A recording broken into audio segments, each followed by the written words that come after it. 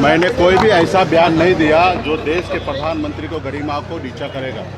हम स्पष्ट कहना चाहते हैं कि मैंने अपना बयान पे मैं एकदम ही कायम हूँ।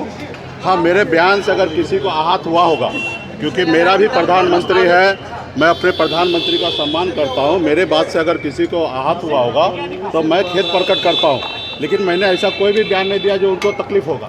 मैंने ये कहा कि जब हमारे वीपी सिंह की सरकार थी, जो मंडल आयोग जो कमीशन लागू हुआ था, जो उसमें खास करके पिछड़ा और अति पिछड़ा ओबीसी का आरक्षण लागू हुआ, जिसमें अमित शाह जी ने, गृह मंत्री जी ने आए और झूठ बोल रहे हैं कि कांग्रेस पार्टी ने सारे अटका कर रखा है। मेरा कहना ये था कि भारतीय जनता पार्टी या गृह मंत्री जी किसी के हाथ में मेहंदी नहीं लगा था, आपके पास भी कुर्सी था और 30-32 सालों में ज़्यादा से ज़्यादा समय आपके पास 17-18 साल आपके पास पावर था। 10 साल मोदी जी का, इससे पहले अटल बिहारी वाजपेयी जी का सरकार था। टोटल 17-18 साल आपके पास सरकार था। आपने क्यों नहीं मंडल कमीशन का 40 पॉइंट जो था सिफारिश, 40 के 40 पॉइंट क्यों नहीं आपने लागू किया? और 2 पॉइंट अगर लागू हुआ, या 27% आरक्षण हो, या पढ़ाई में, एजुकेशन में 27% आरक्षण 2007 में कांग्रेस पार्टी ने ही किया है।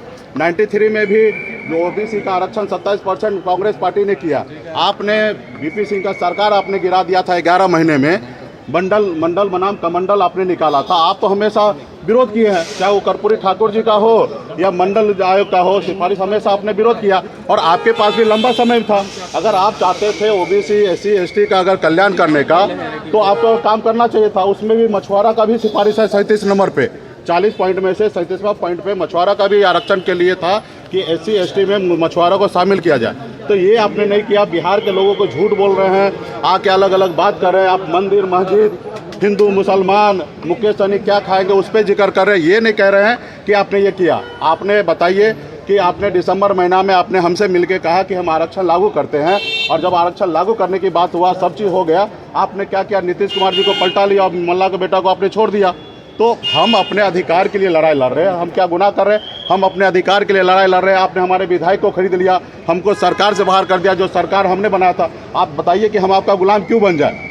हम अपने समाज के हक अधिकार के लिए लड़ाई लड़ रहे हैं। आपने गृह मंत्री जी आए, बोलते जातिवाद हम खत्म करेंगे, मेरिट पे राजनीति होगा। तो क्या आप चाहते हैं कि एससी एसटी का, ओबीसी का, तमाम लोगों का आरक्षण आप खत्म करना चाहते हैं? तो इसलिए आप सारे चीज़ें आपको स्पष्ट करना पड़ेगा कि आप किसके साथ हैं। और रहा कि आप बताइए, मेरे बयान से हो सकता किसी को तकलीफ होगा। लोकतंत्र की लड़ाई लड़ रहे हैं हम लोग भाई, ये लोकतंत्र है। आप बताइए कि हमको Y+ का सुरक्षा मुहैया हुआ था और ये भारत सरकार के द्वारा दिया गया।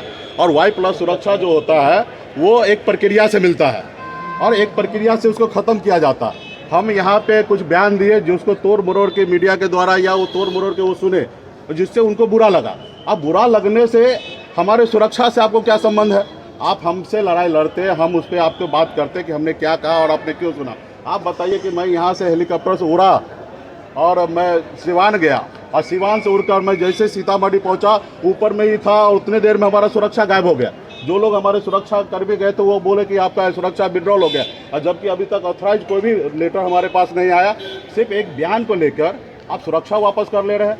यानी कि आप चाहते हैं कि मुकेश सहनी को मरवा दे, तो आप दे दीजिए फांसी का सज़ा मुझे। अगर मैं अपने जात के हक अधिकार के लिए, मछुआरा के लिए, मल्ला के लिए अगर लड़ाई लड़ना मेरा अगर गुनाह है, तो मैं कहता हूँ माननीय प्रधानमंत्री जी, राष्ट्रपति महोदय, सब आप ही का है। आप मुकेश सहनी को कल फांसी पर लटका दीजिए, मुझे कोई फर्क नहीं पड़ता। हमने पहले भी कहा, एक सीट को लेकर भाजपा के साथ राजनीति करना, इससे अच्छा मैं जहर खा लूँगा, मर जाऊँगा, लेकिन भाजपा के साथ राजनीति नहीं करूँगा। हाँ, मेरे अधिकार की अगर बात होगा, मेरा अधिकार दीजिएगा, तो निश्चित तौर पे हम आपके साथ खड़ा रहेंगे। अगर जब तक मछुआरा के बेटा को, मल्ला के बेटा को अधिकार नहीं दीजिएगा, हम चट्टानी एकता के ताकत के साथ खड़ा रहेंगे। जैसे दशरथ मांझी ने कहा था, जब तक तोड़ेंगे नहीं तब तक भाजपा को छोड़ेंगे नहीं। उसी तरीके से मल्ला का बेटा आपसे वादा करता हूँ कि हम लड़ाई लड़ेंगे, हम संविधान को बचाने की लड़ाई लड़े। आप बताइए, लोकतंत्र है। आपने हमें Y+ सुरक्षा दिया, किस आधार पर दिया? हमारे जान माल का खतरा था, आपने दिया। आप अगर मुझे हटाना भी है तो Y+ से आप Y करते, उसके बाद अगर उसके नीचे भी आप कैटेगरी पे आते, आप एक ही झटके में आपने हटा दिया। तो खैर, मुझे कोई परवाह नहीं है। हम लोग गरीब घर में जन्म लिए, हम कोई Y+ लेके तो पैदा हुए नहीं थे। हम संघर्ष करने वाले लोग हैं, 900 रुपये महीने पे मजदूरी करने वाले लोग हैं, और हम यहाँ पे आए, अपने लोगों के लिए काम कर रहे हैं। उनको भाजपा को कल जिस रोज मजबूरी था, जरूरी था, उस रोज लगा कि मुकेश सहनी को साथ लेना, उस रोज Y+ दिए, आज वो खत्म कर लिया, मुझे कोई एतराज नहीं है। यही तो हम नहीं चाहते हैं ना कि रेबरी की तरह Y+ ये वो सब बांटा जाए। अगर आपने प्रक्रिया से दिया तो प्रक्रिया से हटाना चाहिए, या आप बगैर प्रक्रिया से दिए। यही हम चाहते हैं कि संविधान जिंदा रहे, संविधान के साथ कोई खिलवाड़ ना हो। कोई सरकार सरकार आएंगे जाएंगे, ये देश हमारा रहेगा, हमेशा रहेगा, इस देश के लोग हमेशा रहेंगे। इसमें भाईचारा कायम रहना चाहिए, गरीब पिछड़ा के अधिकार की बात होना चाहिए। आज भी हमारे लोग के रहने के लिए घर नहीं है, तकलीफ होता। आज भी हमारे लोग इलाज नहीं करा पाता अपने बच्चे को, दम तोड़ देता उसका बच्चा, हम उसको कुछ नहीं कर पाते क्योंकि ना हमारे पास पैसा है, ना हमारे पास पावर है। तो हम उस पावर के लिए लड़ाई लड़ रहे हैं, पैसा के लिए लड़ाई लड़ रहे हैं कि हमारे लोग मजबूत होगा, उसको नौकरी मिलेगा, चीज़ें होगा। आप क्या चाहते हैं, लोगों को गुलाम बनाना?